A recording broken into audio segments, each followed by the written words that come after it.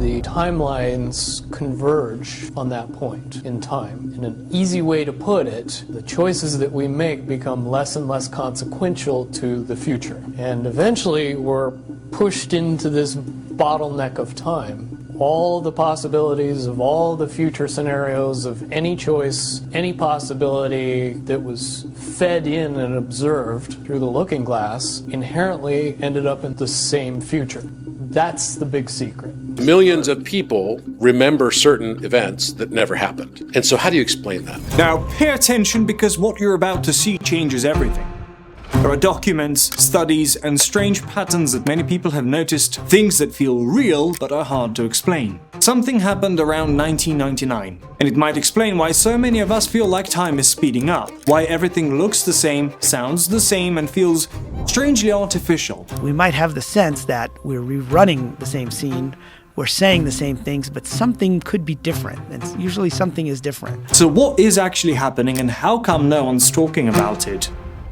Let's start here. In the decades leading up to the year 2000, culture evolved at breakneck speed. Each era felt completely different from the one before. The 60s brought psychedelic rebellion and a hunger for change. The 70s gave us raw punk, vibrant disco, and a growing distrust in authority. The 80s exploded with loud fashion, fast tech, and a love for everything big and bold. In the 90s, a strange blend of digital optimism and quiet anxiety about what was coming next. But after 1999, everything flatlined. There is no clear 2000s aesthetic, no truly new movements. Music started recycling itself, fashion started looping, even technology plateaued. Sure, phones got smarter, but nothing feels revolutionary. It's like we entered a time loop, or a simulation where everything looks the same, sounds the same, and never really changes. And this isn't just a feeling. Psychologists have studied the chronostasis effect, the feeling that time is accelerating as we age. But the current phenomenon affects everyone, not just older people. Young people feel it too. Teenagers say 2018 feels like it was yesterday. Why?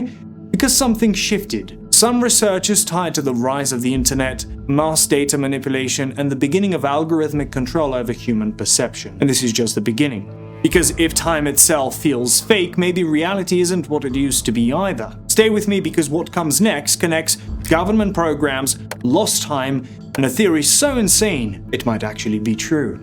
So if everything started to feel off after 1999, what actually happened around that time? Let's start with Y2K. In the final months of 1999, there was a global concern that computer systems would fail when the date switched to the year 2000. All the software used only 2 digits to record years, so 2 nils might be read as 1900, potentially disrupting banks, credit cards, and ATMs may cease to function. power grids, airlines, Airplanes and trains may come to a halt. governments and corporations spent over $300 billion updating systems. It was one of the largest coordinated tech efforts in history. People stocked food, withdrew cash, and prepared for the worst. But when midnight came, almost nothing happened. The systems held, the world moved on. Still, that global moment left an imprint. Some view it as a psychological turning point, the end of the analog age and the quiet beginning of a fully digital world. From that point on, life accelerated. Culture, communication, and consciousness shifted onto screens, fast, constant, and increasingly disconnected from physical time. Some researchers believe Y2K wasn't about a bug at all, but a kind of global psychological reset, a ritual of fear, distraction, and silence. The code may not have crashed, but something else may have been triggered. Our perception of time and reality. After something strange started happening online, people began noticing memories that didn't match reality. The most famous? The Berenstain Bears. Millions remember it as Berenstain with an E, but every book says Berenstain with an A, and that's just the beginning. If you're running a simulation and you go back and you change some variables and you rerun the simulation, lots of little things could be different along the way, right? You have many different possible paths. You have glitches in the matrix. Exactly. You're now on this timeline, but you remember. You have like a deja vu, or you have like a weird memory. Movie quotes, logos, product names, all different than we remember. Entire groups of people swearing something changed with no explanation. It became known as the Mandela Effect, named after people who remembered Nelson Mandela dying in prison years before he actually did. what could cause something like this? Are you familiar with the Mandela Effect? Yeah. Of course. Millions of people remember certain events that never happened. And so how do you explain that? As we go through our conscious progression, as we raise consciousness, the way we perceive the world, and therefore all that will exist in our world, will morph to that new resonance as a sympathetic resonance. So certain aspects of the old world will just no longer exist. And so we can still have a phantom memory of those experiences, whether it's like Jiffy peanut butter or Luke, I am your father, which he never said that, right? All these things like that literally just like fall out of your new frequency. Because everything in your world around you, including time itself, is retrocausal. The world around you that is no longer fitting your frequency will disintegrate and dissolve. And this is where things take a turn. Because according to Bill Wood, a former Navy SEAL with high-level clearance, the US military once had access to a device called Project Looking Glass, a technology that could supposedly view potential future timelines. The project was shut down because there was a problem when we approached 2012. The timelines converge on that point in time. When you know how string theory works and how the possibility of possibilities works and how making one choice over here doesn't necessarily mean that the other choice couldn't exist at the same time. But once you get your brain wrapped around this subject, you find out that at the end of 2012, in an easy way to put it, the choices that we make become less and less consequential to the future. And eventually we're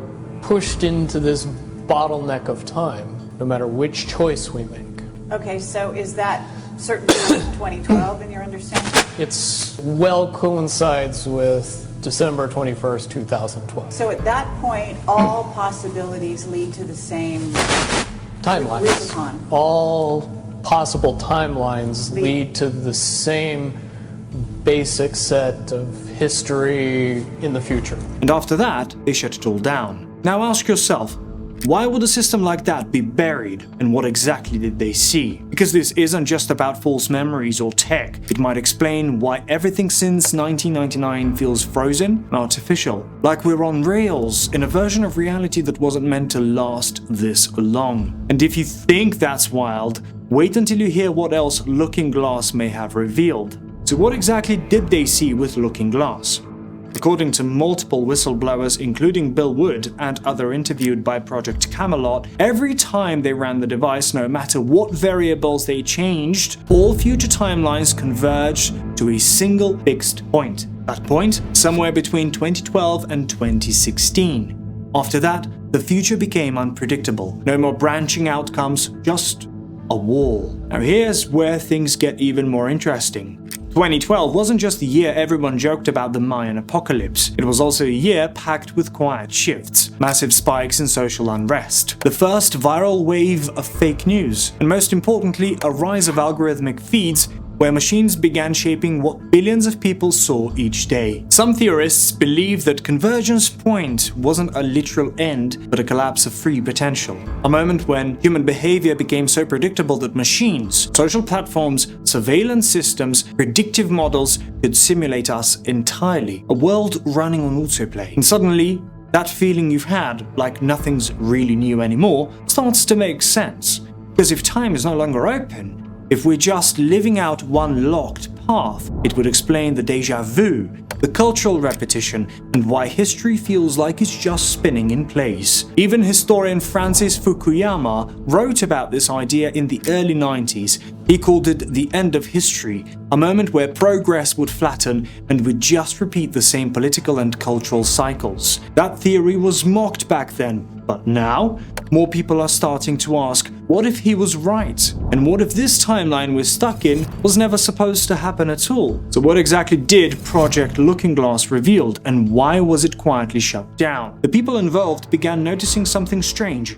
No matter what variables they used, the results kept showing the same future, a point where all possible timelines seemed to merge. That moment, somewhere between 2012 and 2016. After that, everything became unclear, like the future couldn't be read anymore. This brings us back to 1999. a year that might have marked more than just the turn of a century. It's also when The Matrix was released. At the time, it was seen as just another sci-fi movie, but looking back, it feels like something more. You've been living in a dream world, Neo. The film introduced a powerful idea, that the world we experience might not be what it seems, but reality could be shaped or even simulated without us knowing. And once you start asking questions, things begin to change. That idea resonates deeply with what many have felt since the early 2000s. The time feels different, but the future doesn't feel open the way it once did. Almost like things are repeating themselves. The same cycles, the same events,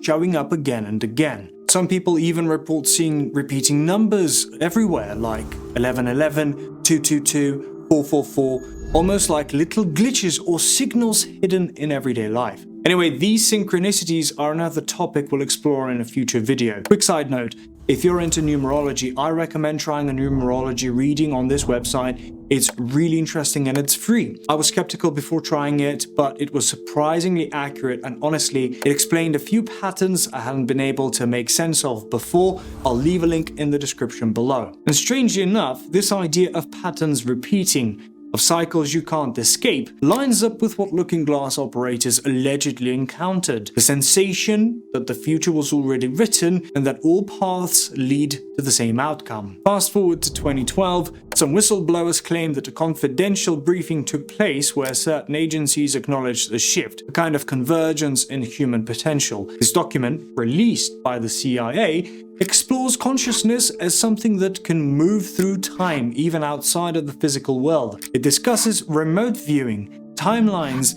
and the nature of reality itself. Now, connect that to The Matrix and the overlap becomes hard to ignore. Maybe it wasn't just a movie, maybe it was the first time the system gave us a glimpse behind the curtain. And if that's the case, what else have we been shown without realizing it? So let's go a level deeper.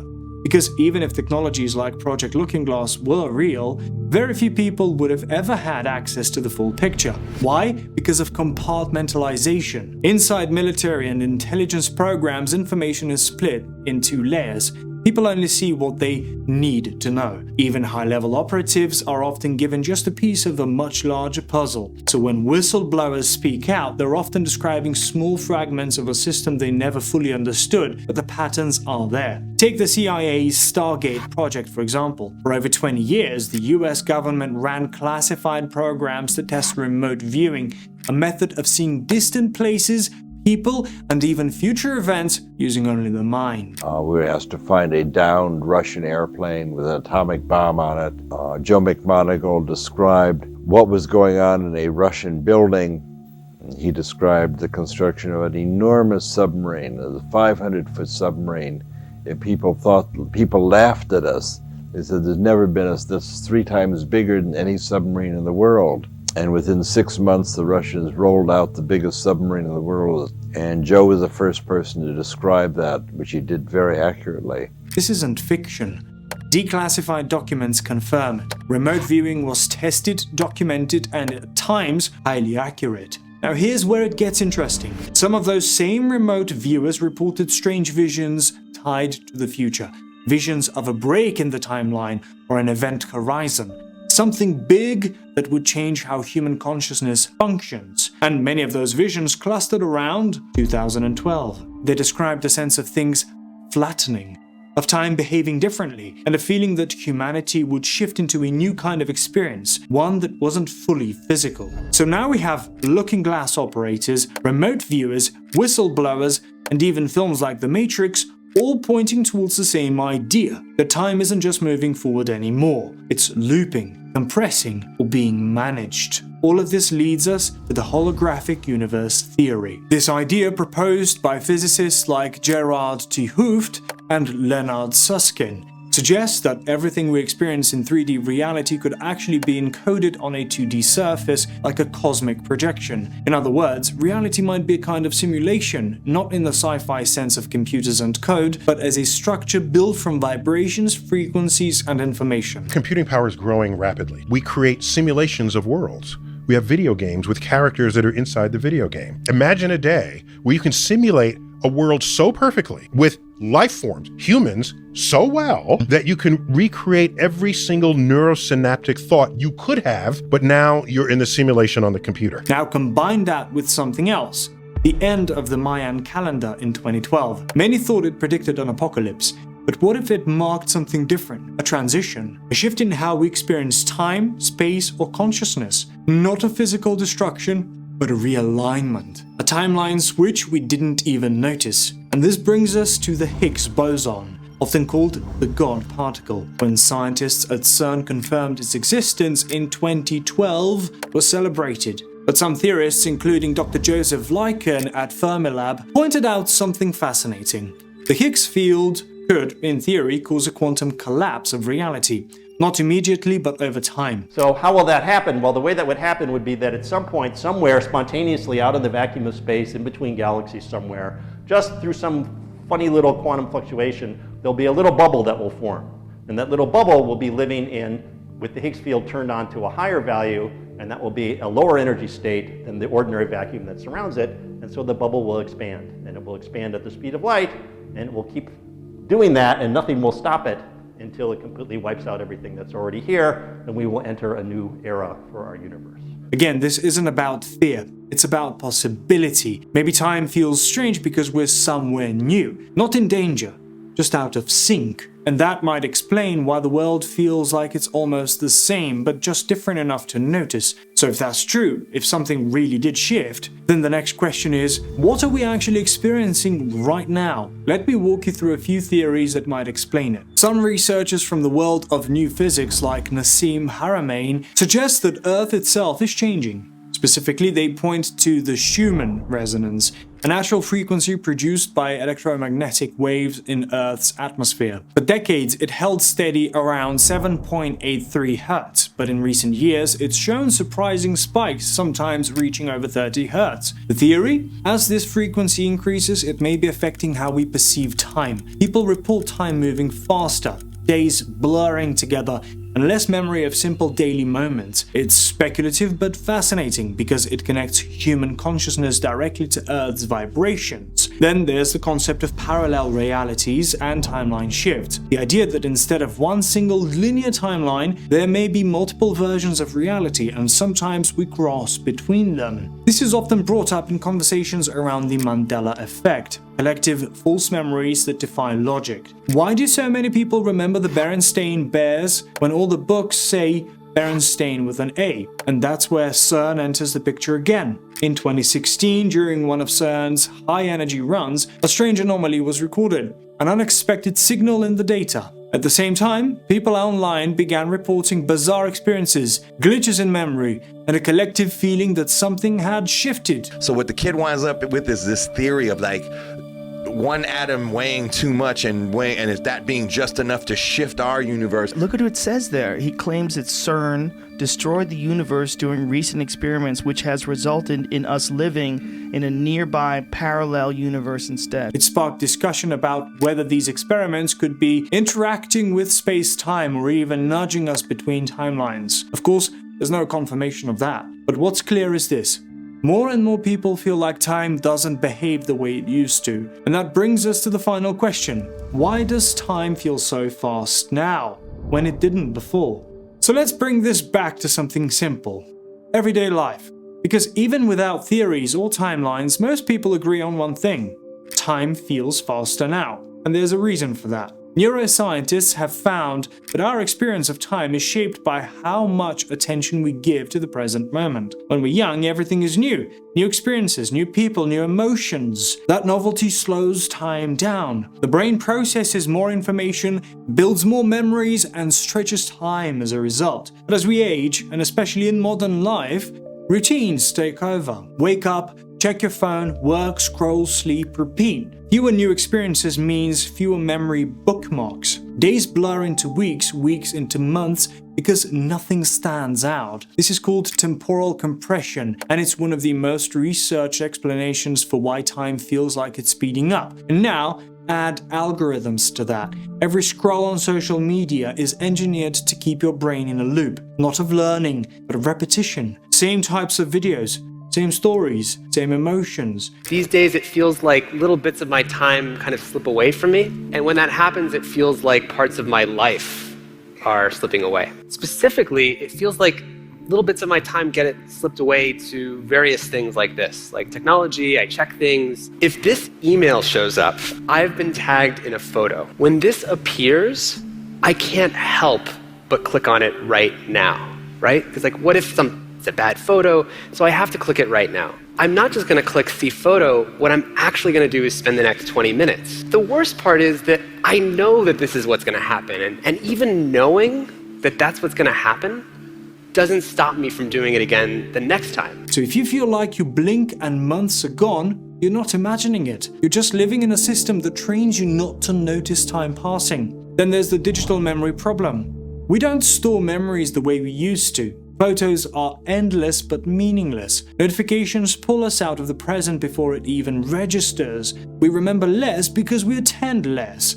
And without memory, there is no sense of time. None of this requires a glitch in the matrix or a simulation theory, though those ideas are still worth exploring. But even in the real, grounded world, our experience of time has changed, driven by repetition, distraction, and the speed of modern life.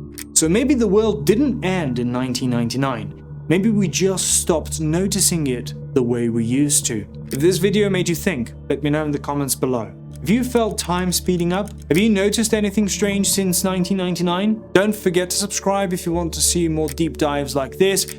We've got more videos coming on synchronicities, timelines, and everything in between. And hey, if you know someone who'd find this interesting, share it with them. You never know who might need to hear it.